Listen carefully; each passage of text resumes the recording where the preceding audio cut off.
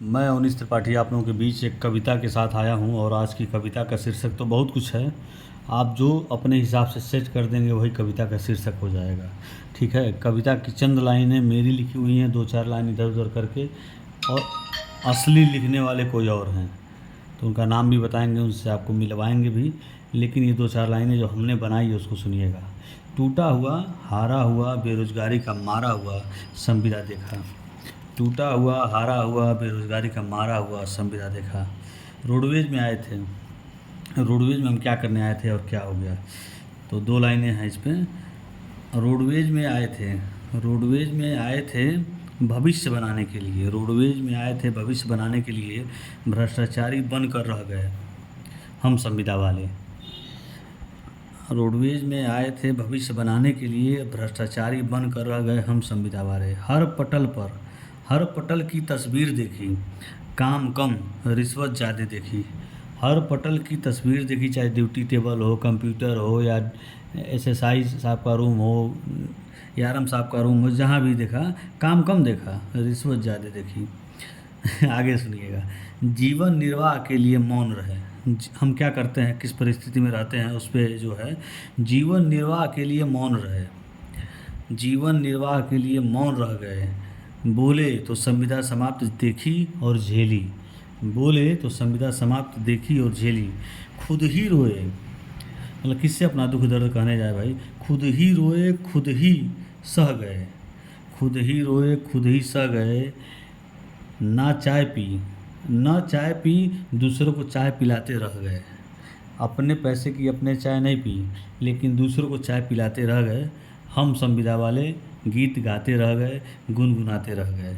ठीक है, उसके आगे आइएगा। बच्चों और परिवार पे आते हैं, क्या करते हैं। बच्चों का सुख न देखा, न बच्चों के पास हम टाइम दे पाए। सुबह उठे निकल गए, रात को आए तब तक बच्चे घर पे सोए हुए हैं न। तो सुनिएगा 2 लाइन। बच्चों का सुख न देखा, माँ बाप का दुख न देखा। बच्चों का सुख न देखा, माँ बाप का दुख न देखा। पत्नी परिवार से दूर हो गए हम संविदा वाले। पत्नी परिवार से दूर हो गए हम संविदा वाले। उसके बाद आइएगा, अब त्योहारों का जब मौसम आता है तो संविदा वालों से दिन दुगुना रात चौगुना काम कराया जाता है। हमारी छुट्टी कभी नहीं है। 365 दिन जैसे हॉस्पिटल में जो हैं, चाहे पुलिस वाले जिस तरह काम करते हैं, उसी तरह हम लोग। होली न देखी ना देखी दिवाली। होली न देखी ना देखी दिवाली। ना बहन का रक्षाबंधन त्यौहार देखा। ना बहन का रक्षाबंधन त्यौहार देखा। दूसरों की होली दिवाली रक्षाबंधन कराते रहे, अपने परिवार से दूर जाते रहे हम संविदा वाले।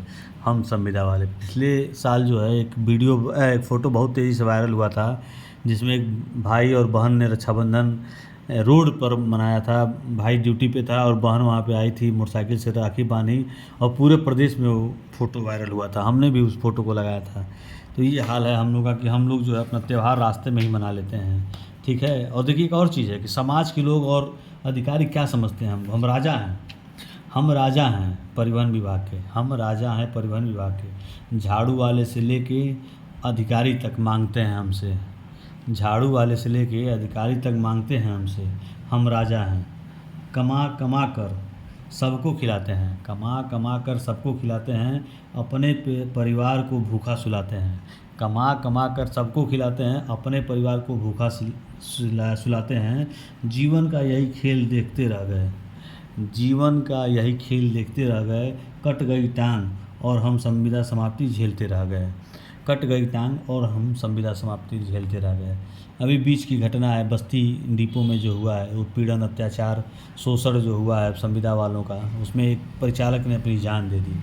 मैं कई दिनों से तकलीफ़ में हूँ। ये सब देख कर दिमाग एकदम खनक जाता है, कैसे क्या किया जाए, कैसे क्या किया जाए।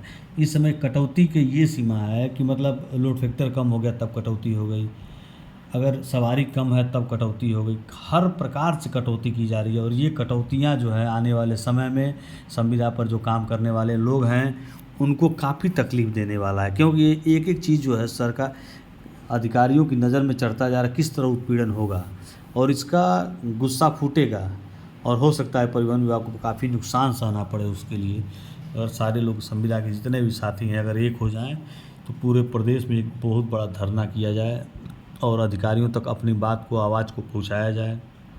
कम से कम कुछ नहीं तो संविदा की नियमावली लागू हो, संविदा के लोगों को नियमित करने की व्यवस्था की जाए, या तो हमारा वेतन इतना कर दिया जाए कि कम से कम आदमी सुखी से खाना पीना दाल रोटी चावल चल सके। यहाँ तो अगर आप अपने सुखी हैं तो बच्चों की फ़ीस की व्यवस्था नहीं कर पाएंगे, माँ बाप की दवाई की व्यवस्था नहीं कर पाएंगे, ना पढ़ाई की ना दवाई की कोई व्यवस्था नहीं कर पाएंगे। कंडीशन ये है, क्योंकि वेतन ही इतना नहीं मिलता। 10-15 हज़ार 12 हज़ार रुपये में आप कर क्या लेंगे भाई। अगर आप मकान क्वार्टर लेके किराए पे कहीं रहते हैं तो स्थिति ये है कि आप किराया भरते भरते परेशान हो जाएंगे और आप 2 पैसा बचा नहीं पाएंगे। जबकि वहीं नियमित कर्मचारियों को 40,000 50,000 तनख्वाह मिलती है, उसके बाद भी ड्यूटी भी कम करना पड़ता है। हमसे कम ड्यूटी करेंगे, सारी व्यवस्था उनको मिलती है। हमारे पास मेडिकल के लिए कोई व्यवस्था नहीं है, ओवर टाइम अगर करते हैं तो उसके लिए कोई व्यवस्था नहीं है। इन सब सारी चीज़ों को देखते हुए मुझे काफ़ी तकलीफ़ होता है, लेकिन अब किससे कहा जाए।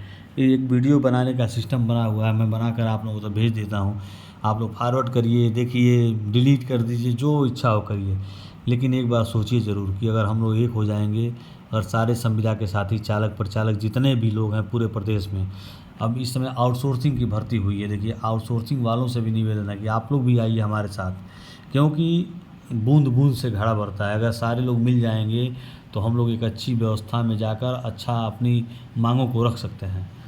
इसी के साथ जय हिंद, जय संविधान, धन्यवाद। निवेदन करूंगा वीडियो के अंत में कि अगर आप लोग सब लोग एकजुट हुए तो बहुत अच्छा काम करेंगे हम लोग, और सब लोग मिलकर अपनी लड़ाई को लड़ सकते हैं और जीत भी सकते हैं, क्योंकि हमने पिछले कई लड़ाइयाँ लड़ी हैं और जीती हैं।